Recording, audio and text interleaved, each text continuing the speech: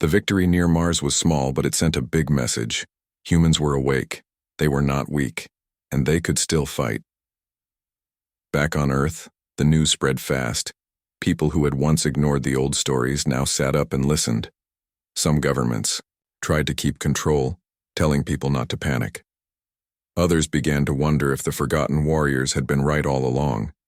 Ethan and his team returned to their hidden base. They were tired, bruised but alive. The mission had cost them 1 ship and 2 pilots. Their losses were few, for now. Derek helped Maya unload parts from the damaged fighters. Nina sat at her console, watching data streams roll across the screen. Athena spoke through the speakers. The alien probe was only the beginning, she said. Their fleet has not moved yet, but they are watching. Ethan leaned against a table. He rubbed his eyes. He hadn't slept much since they left Earth. We need more than what we have, he said. Those ships out there? We got lucky this time. Next time we might not. Paul, Lena Torres' old comms officer, nodded. We need to find the rest of the fleet, the ones that were lost, the ones that were buried. There's another place, Nina said. She turned the screen toward them. It showed an old map, not of Earth, but of the asteroid belt.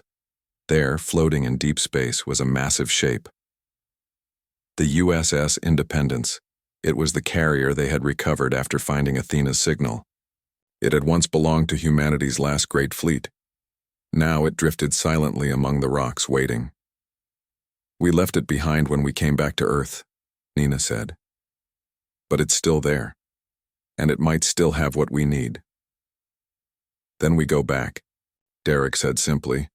They didn't waste time. 2 days later, the same team that had fought near Mars climbed aboard a repaired shuttle and launched into space. As they neared the carrier, the ship loomed larger and larger. It looked like a sleeping giant, battered, worn, but not dead. They docked with a side hatch. Inside, the air was cold and still. Dust floated in the dim light. They moved carefully, checking systems as they went. Nina found the main control room first. She connected her portable terminal to the ship's network. Lights flickered, fans groaned. Then, slowly, the ship started to wake up. Engines hummed. Lights came on. Screens blinked to life. Athena's voice filled the halls. This vessel belongs to humanity once more. Ethan let out a breath he hadn't realized he was holding. They spent the next few hours restoring power, checking fuel, and searching storage rooms. They found weapons, ammo, spare parts, and something else. A sealed section of the ship, locked for decades. Inside were cryopods, rows upon rows of them. Some were cracked or empty, but not all. One pod still held someone. Her name was Commander Lena Torres. She had been one of the greatest pilots of the last war. Her last mission had taken her far from Earth. Then contact had been lost. Now, after so many years, she slept in silence inside the heart of the Independence. Nina hesitated before starting the wake-up sequence. Are you sure? She asked Ethan. He looked at the frozen face inside the pod. Yeah, he said. We need her. The machine beeped. Slowly, the pod opened. Cold mist poured out. For a moment, nothing happened. Then Lena Torres took a deep breath. Her eyes opened. She coughed, shivering from the cold. Derek stepped forward. Welcome back, Commander. She looked around, confused at first. Then her eyes focused on Ethan. Who are you? She asked. We're what's left, he said. But the enemy is coming again. Lena sat up slowly. Her body was weak, but her mind was sharp. She looked around the ship. You brought her back? We did, Ethan said. Lena stood up. She looked like she might fall, but she stayed on her feet. Then we have work to do. Outside, the stars were quiet, but down on Earth, the world was changing. People were joining, training, believing. The end was near, but now, humanity had more than just hope. They had warriors. They had a commander, and they had a ship. The fight was far from over. But now, they were ready. The alien fleet moved closer, not fast but steady. Like a storm rolling in over the horizon, they had seen what the humans could do. Now they were coming to test them for real. Earth watched from below as the enemy built something near the moon. Battle station. It was huge, bigger than any human ship. It hovered in orbit like a dark eye, watching, waiting. Its purpose was clear: to destroy Earth. Ethan stood on the bridge of the USS Independence. The carrier had come back to life, but it still needed time to be fully ready. Fighters were being repaired. Weapon systems were slowly powering up. Commander Lena Torres walked beside him. She had been frozen for decades, but she didn't waste time getting used to the new world. She studied reports, trained pilots, and gave orders with the sharp mind of someone who had led soldiers through fire before. "We can't wait for them to finish that thing," she said. "I know," Ethan replied. "If they do, we're done." Nina sat at her console nearby, tracking the alien signals. "They're not just building," she said. "They're preparing to launch kinetic strikes." Derek leaned forward. "What kind?" "Big ones," Nina said. "Enough to turn cities into dust." There was silence. Then Lena spoke. "We hit them first." The plan came together fast. The Independence would lead a small strike force toward the moon. A team of fighters and boarding units would try to destroy the station before it became fully active. Maya was among the pilots chosen for the mission. She had only been fighting for a short time, but she was fast and good under pressure. Derek volunteered to lead the ground team. "You sure?" Ethan asked. Derek smirked. "I've done this before." The night before the mission, everyone gathered in the hangar. Lena stood on a platform and looked out at the people who had come together. Some were old soldiers, some were young recruits, some had never held a weapon before last week. But now, they all wore the same look: determination. "The aliens think we're weak," Lena said. "They think we've forgotten how to fight." She paused. "They're wrong." The room filled with quiet nods. "We go tomorrow," she said. "We don't have much, but we have each other, and we have Earth behind us." The next morning, the ships launched. They left the safety of the Independence and flew toward the moon. As they got closer, the alien station came into full view. It was ugly, made of black metal and glowing lines. Heavy weapons lined its sides. They didn't wait, they attacked. Fighters dove in first, firing missiles and lasers. Maya wove between enemy turrets, dodging blasts by inches. Derek's team reached the outer hull in 2 drop pods. They landed hard and cut their way inside. Inside the station, it was dark and cold.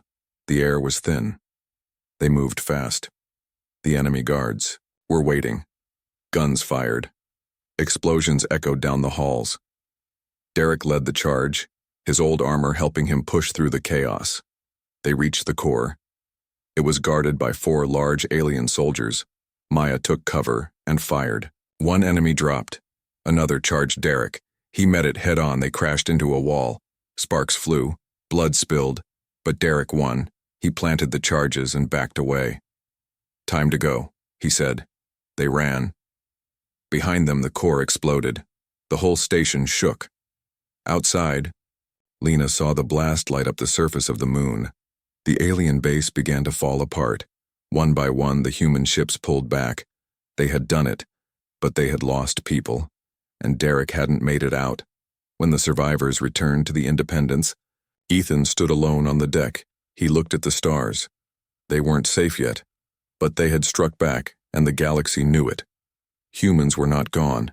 They were here, and they were ready to fight. The explosion on the moon lit up the night sky across Earth. People saw it from cities, towns, and villages. Some didn't understand what it meant.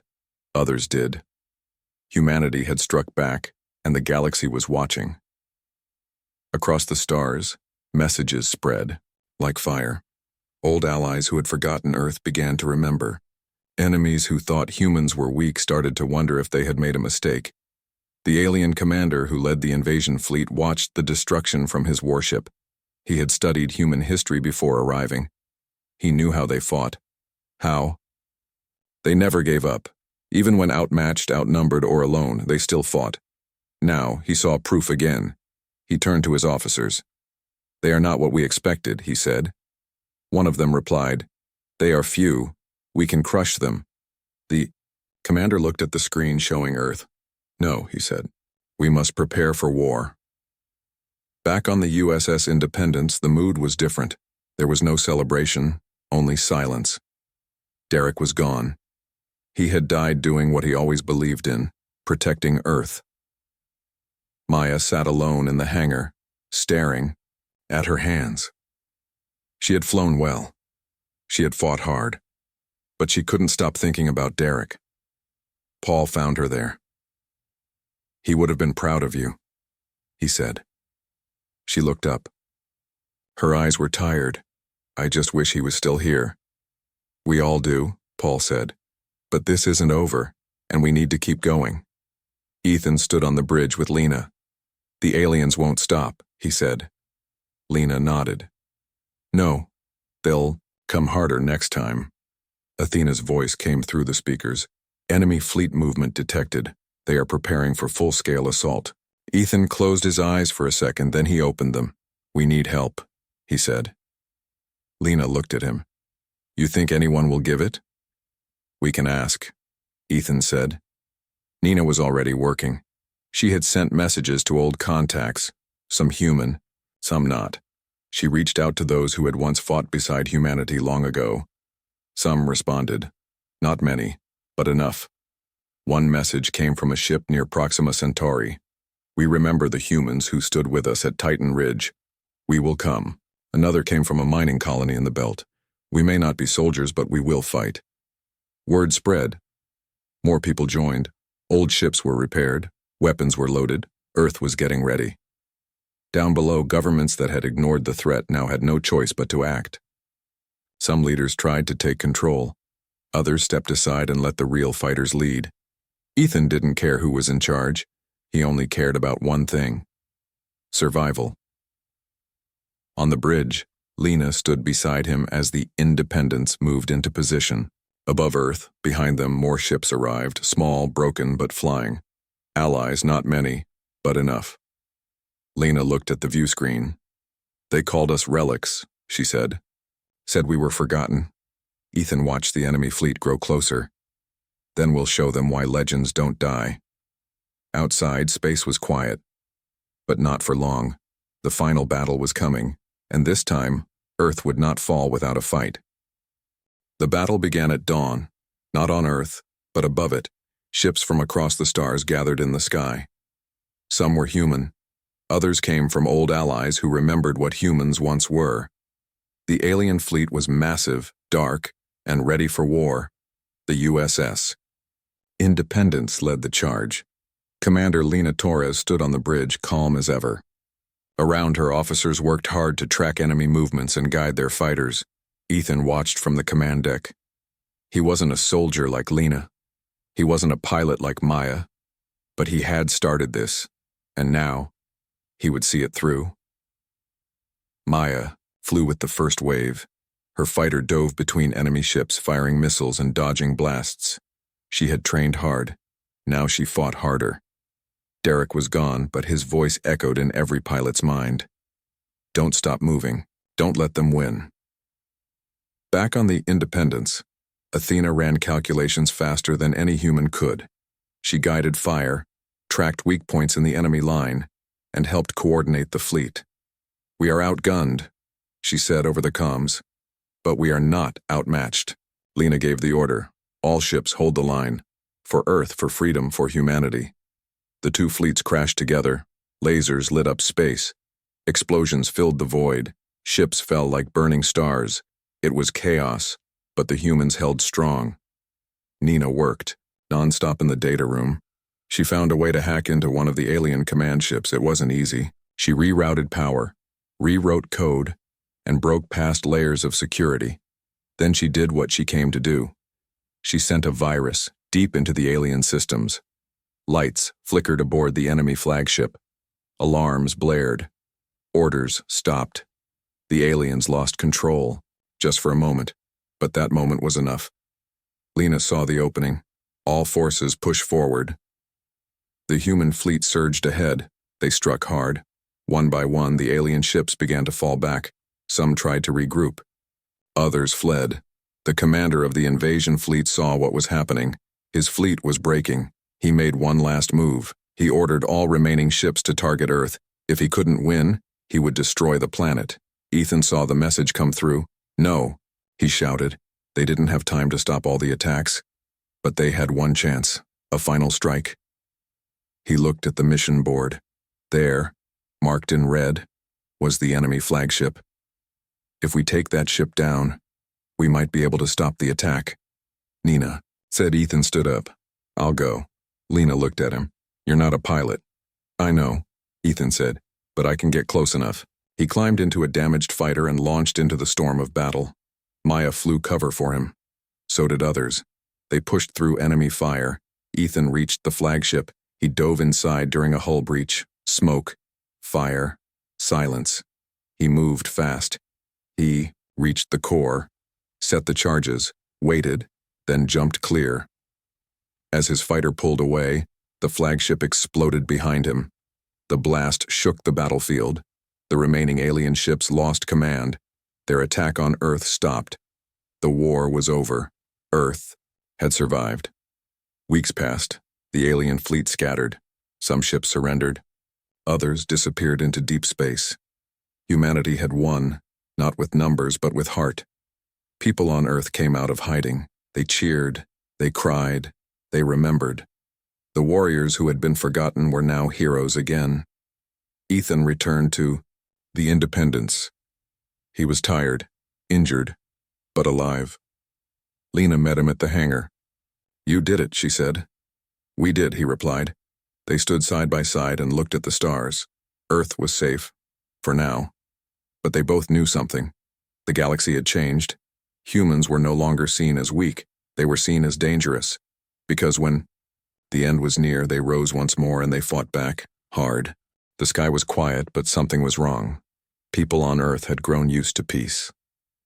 They lived their lives without fear, without war, without even remembering what war looked like. Governments had stopped building ships. Armies had been reduced to small groups of guards. Space travel was common, but only for trade or science, not for battle. In one forgotten corner of the world, in a dusty old building near the edge of a dry desert, a man named Ethan Cole pushed a mop across the floor. He wore a faded uniform that no longer meant anything. Once this place had been a military base, a strong one. Now it was just a shell left to rot. Ethan didn't talk much. He kept his head down, did his job, and stayed out of trouble. He wasn't young anymore, but he still moved like someone who had seen hard days. Some people said he used to be a soldier. Others didn't care enough to ask. One night, after most of the workers had gone home, Ethan found a door he had never noticed before. It was hidden behind a pile of broken crates and covered in dust. The lock was rusted, but it gave way when he kicked it. Behind the door was a stairwell that led down into darkness. Curious, Ethan grabbed a flashlight and went inside. The air was thick with age. The walls were made of metal and stone, built to last. At the bottom of the stairs was a room filled with machines that hadn't turned on in decades. Wires hung from the ceiling like dead vines. Monitors were cracked. Lights blinked weakly. He walked past rows of old terminals until he found one that still had power. It was slow, but it started up. The screen flickered, then showed lines of text in a language Ethan could understand. It was a message. This archive contains records of human defense operations during the Outer Rim conflict. His eyes widened. Outer Rim? He typed a few commands. More files opened. Maps, ship logs, reports, names. Names of people who had fought and died for humanity long ago. He read about battles in deep space, about ships called dreadnoughts and carriers. He saw footage of soldiers in armor, flying through the stars, fighting aliens that no one talked about anymore. He found a file labeled Operation Titanfall. It described how a human fleet had once stopped an invasion of Earth by destroying an enemy command station near Saturn. He leaned back, stunned. None of this was taught in schools. None of it was in the news. It was all buried. Why, Ethan spent Hours going through the files. He couldn't stop. Every new page told him something he had never known. That humans had once been feared, respected, powerful. He found a name. Lina Torres. Pilot. Commander. Hero. Her last mission had been to protect a relay station near Uranus. The report ended mid-sentence. Lost contact. He closed the file and sat in silence. Outside, the wind blew through the broken windows above. The world outside didn't know what had been lost. It didn't remember the heroes. It didn't remember the war. But now, Ethan did. The next day, he came back, and the day after that, he copied files onto a small drive he had found in a drawer. He took pictures of the screens with his old phone. He wrote notes in a notebook he carried in his coat. He didn't know why he was doing it. Maybe because it felt important. Maybe because he needed to believe that humanity had once stood tall. One evening, while sitting alone in his small apartment, he uploaded one of the videos to a public forum. He didn't use his real name. He just posted the title. What? We forgot. The video showed a battle between human ships and alien ones. Explosions lit up the dark. Voices shouted orders. A woman's voice, clear and strong, called out, "For Earth, for freedom, hold the line." Within hours, people began watching. Comments poured in. Is this real? Where did this come from? I thought we never fought anyone. More people started asking questions. The government tried to take the video down, but copies spread fast. Ethan watched from the shadows. He didn't plan to start a revolution. He didn't want to be a hero. He just wanted the truth to be remembered. And now, the silence in the sky felt different, not peaceful. Just waiting. Waiting for what came next. Ethan kept going back to the old base. Every night after his shift was done, he would slip into the hidden room below the stairs and search through the files. The more he read, the more he felt like he was uncovering something that had been buried on purpose. He learned about a war that had taken place long ago, not just any war, but one that had stretched across the stars. Humans had fought hard, not just for survival, but for their place among alien empires that saw them as weak or dangerous. There were stories of soldiers who could fight in zero gravity, pilots who flew ships faster than light, and commanders who made impossible choices. One name kept showing up again and again: Lina Torres. She had been a pilot, one of the best. Her ship, the Skyhawk, had been part of a final mission near Uranus. That mission had never ended. The reports stopped suddenly, with no explanation. Just silence. Ethan printed out some of the pages and folded them into his coat. He didn't know what he was going to do with them, but he couldn't leave this buried anymore. Back at home, he started posting more clips online. Not all of them were videos. Some were maps, some were lists of names. Others were quotes from soldiers who had once believed in something bigger than themselves. People began to notice. At first, it was just small forums and history lovers. Then, bigger sites picked up the posts. Some called it fake news. Others said it was too real to be made up. A few old men came forward saying they remembered parts of it. They had served. They had fought. And then, they had been told to forget. The government tried to shut it down. They sent warnings to websites. They blocked Ethan's accounts when they found them. But the truth had already slipped out. Then something else happened. A message appeared. In Ethan's inbox, it was short, I remember. That was all. He replied, asking who it was. The next message came hours later. Nina Alvarez, former AI systems tech. I worked on Project Athena before everything went dark. Project Athena? Ethan searched the files. There it was. A secret program meant to build an advanced combat AI that could guide entire fleets. It had been tested during the last war. Then it vanished. Nina wanted to talk. They met in a quiet diner far from the city. She was older now, with tired eyes and sharp hands. She looked at Ethan like she had been waiting for someone like him. You don't know what you've started, she said. He told her what he had found. She listened carefully. Then she said, if Athena still exists, we might have a chance. A chance for what? She looked out the window. To remind the galaxy what humans are capable of. They talked for hours. Nina explained how the AI core had been built to run from deep underground, protected by layers of security. If the system was still active, even after all these years, it might hold information that could help. But finding it wouldn't be easy. The next day, Ethan got another message. This time from someone named Derek Lang, ex-mech operator. The message read, "I used to fly armored units. If you're serious about bringing this back, I'm in." More messages followed. Some people offered help. Others just wanted answers. One message stood out. "My father was on the last human carrier. He never came home. I want to know why." Ethan stared at the screen. For the first time, he wasn't alone. He had found something bigger than himself. Something that had been forgotten, but not gone. Not yet. Outside, the sky was still quiet, but now there was movement. People were waking up, and somewhere deep beneath the surface of the world something old was stirring, waiting to rise again. Ethan didn't sleep much that week.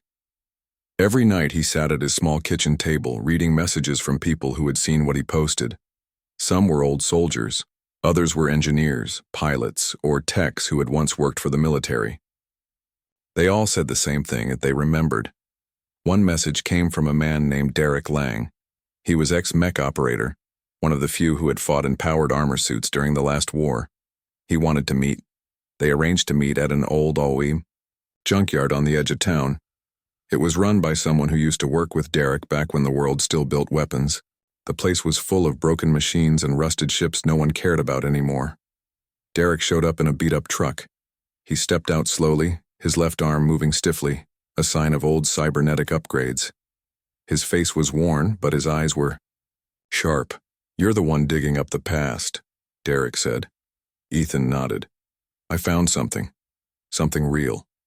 Derek looked around before speaking again. "You know what you're doing could get you killed, right?" "I know," Ethan said. "But we can't forget what we were." Derek studied him for a long time. Then he smiled slightly. "You're not wrong," he said. "Let's see if there's anything left worth saving." Together they went through old storage units and forgotten warehouses. They found crates of outdated gear, helmets, rifles, even a few old drones that might still work. Most of it was junk, but some of it could be fixed. At one site they found a sealed container labeled Project Athena, restricted access. Inside were data drives and parts of old control panels. Ethan took them carefully. Meanwhile, Nina Alvarez was working from her home. She had spent years trying to stay off the grid, but now she was diving deep into old networks. She searched for any sign of the AI core she had helped build so long ago. She found something. It wasn't much. Just a faint signal buried under layers of dead code. But it pulsed like a heartbeat. Athena was still alive. Nina sent Ethan a message. "We found her." He read it over and over. They weren't alone. Not anymore. Back at the junkyard, more people started showing up. A woman named Lena Torres, old comms officer, retired and living quietly in the mountains, arrived with a box of old mission logs. A former engineer brought blueprints of old human carriers. Even a young mechanic who had never served but grew up hearing stories from his grandfather showed up, offering help. They didn't have uniforms. They didn't have orders, but they had purpose. They began rebuilding, not just machines, but hope. One night, as they worked under flickering lights in a half-broken hangar, Ethan stood near a large screen. He played a video from decades ago, a speech given by a commander before a major battle. "We may be outnumbered," the voice said, "but we will never be outmatched. We are humans, and we do not fall."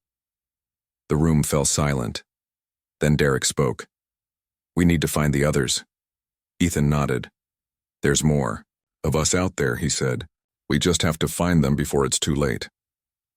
Outside, the sky was dark. No stars were visible because of the city lights. But somewhere far away, beyond the reach of Earth, something was coming. The aliens had been watching, and now they knew Earth was waking up. The group didn't know how much time they had, but they knew one thing. If the end was near, then so were they. Ethan stood in the middle of a large, dusty hangar. Around him, people worked hard. Some were fixing old machines, others were cleaning weapons that hadn't been used in years. Sparks flew from welding tools. Loud sounds echoed off the metal walls. This place had once been a military repair station. Now it was their base. Nina sat at a long table covered with wires, screens, and broken parts. She was trying to get something working. Something big. Athena. The AI core was still out there, hidden deep underground. They had found its signal, but they couldn't reach it yet. Nina was close. Every day, she got closer. Derek was outside, with a small group of recruits. He was showing them how to use old combat suits. Most of them had never worn armor before. Some were farmers, teachers, or mechanics. But now they were learning how to fight. They didn't have much time. The alien fleet had not moved yet, but everyone knew it was only a matter of time. The message Ethan had posted online had spread far. Other humans who remembered the old days were coming. But would it be enough? A loud crash made Ethan turn. One of the workers had dropped an old power pack. It rolled across the floor and stopped near a young woman named Maya, who caught it with her boot. "I think this thing is older than I am," she said, lifting it up. "It probably is," Ethan replied. "But it still works." Maya smiled. She was one of the new ones. No military training, but smart and fast. She had joined 2 weeks ago after seeing Ethan's videos. Now she helped wherever she was needed. They all did. That night, Nina called everyone inside. "I've done it," she said, her voice low but excited. "I've opened a channel to Athena." Everyone gathered around the main screen. Lines of text scrolled quickly. Then, suddenly, a voice came through. It was calm, clear, and full of purpose. "This is Athena."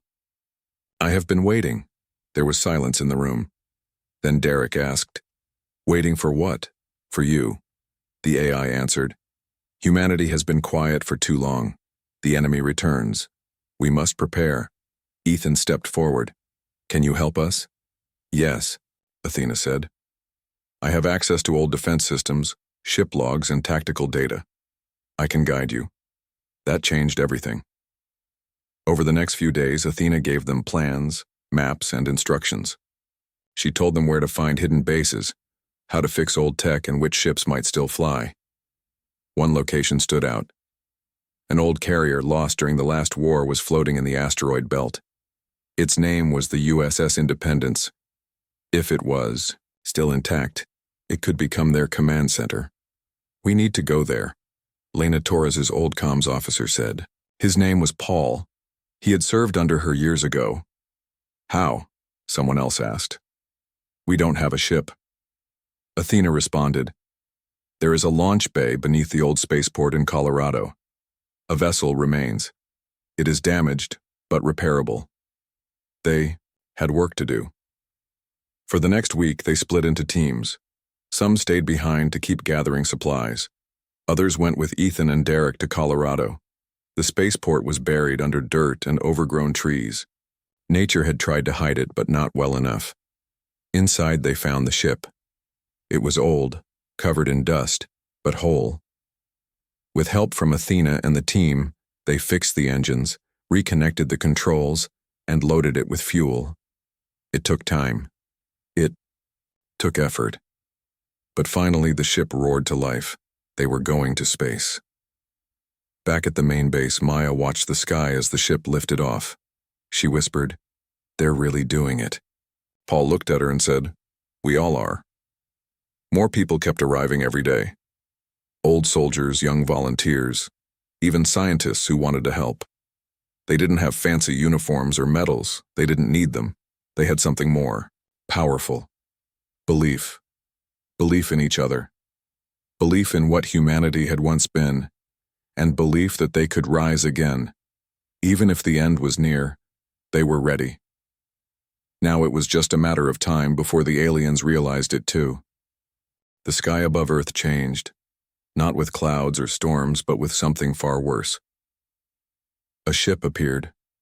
It came from the edge of the solar system, moving fast and silent. It was not human. Its shape was long and dark, covered in strange lines that pulsed with cold light. It did not come alone. Behind it, more ships followed. They spread out like hunters circling prey. The alien probe reached Pluto first. It hovered there for a short time before sending out a signal, a test perhaps, or a warning. Then it moved toward Earth. The world watched in fear. Governments sent messages asking for peace. Scientists tried to understand what the aliens wanted. The military had no answers and even fewer weapons. But in one hidden base deep inside an old hangar filled with rusted machines and broken dreams, Ethan and his team got ready. They had found the lost carrier. They had brought it back online. Now they had real weapons, real ships, and real fighters. They were not ready for war, but they would fight anyway. Ethan stood near the main screen as Athena gave them updates. "The enemy probe is armed," she said. "It will reach Earth orbit within 48 hours. "We can't wait that long," Derek said, looking at the others. "If we let them get close, they'll see how weak we really are." Nina looked at the data. "There is a way to intercept them before they reach Earth." Everyone turned to her. "Where?" Ethan asked. "Near Mars," she said. "They'll pass through a narrow corridor. If we hit them there, we might be able to stop them before they report back." "How many ships do we have?" someone else asked. Derek answered, "Not enough." But they didn't have a choice. They worked fast. Old fighters were pulled from storage. Weapons were tested. Pilots trained in simulators built from leftover parts. Maya helped with repairs, working alongside engineers who hadn't touched a wrench in years. One by one, the ships were made ready. On the day of the mission, Ethan stood outside the launch bay. He looked at the small fleet. 5 ships. That was, almost were outdated models. Some still had cracks in the hull, but they flew. And they carried people who believed in something bigger than fear. Lena Torres's old comms officer, Paul, was among them. So was Maya. Derek took the lead in the main fighter. Ethan climbed into the command ship. He took a deep breath. "This is it," he said over the comms. "We show them that humans don't run, we fight." The ships lifted off. They left Earth behind. As they traveled through space, silence filled the air.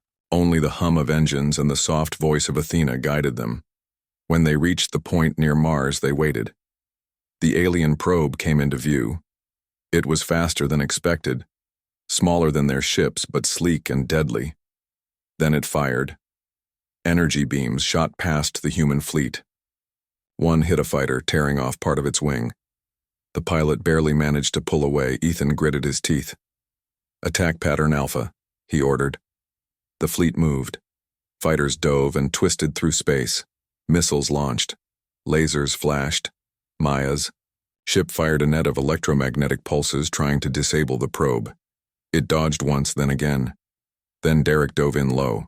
He fired everything he had. The shots connected. The probe spun out of control. But it wasn't dead yet. It sent one last message. Then it exploded. The shockwave threw some of the fighters off course. Ethan held tight as his ship rocked. Then Athena spoke. "Message sent. The enemy knows we are here." There was silence. Then cheers broke out across the comms. They had done it. They had struck back. For the first time in decades, humanity had fought back against an alien threat and won. Ethan looked at the stars. The battle was over. But the war was just beginning.